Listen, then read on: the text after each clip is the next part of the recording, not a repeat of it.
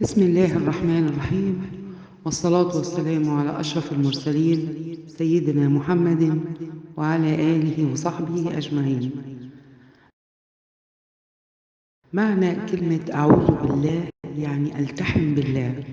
العوز هو الالتحام من الضعيف للقوي، فإحنا نستعيذ بالله جل وعلا لنستمد القوة، أو إن ربنا سبحانه وتعالى يكفينا شر ما نستعيذ منه. كان عليه الصلاة والسلام يستعيذ من 34 بلاء. ضيفوهم للأوراد بتاعتكم وقولوها كل يوم، مهمة جدا.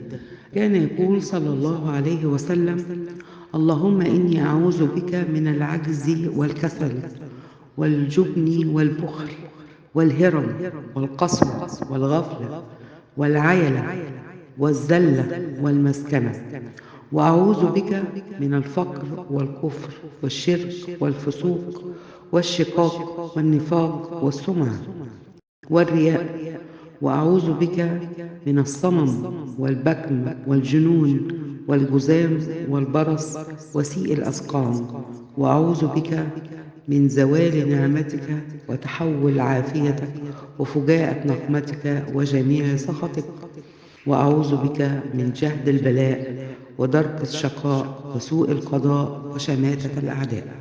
34 استعاذة يستعيذ بها نبي الله كل يوم.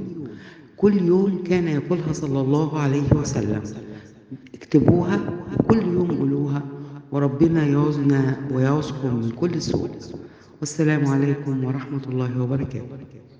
وصل اللهم وسلم وبارك على سيدنا محمد وعلى آله وصحبه أجمعين.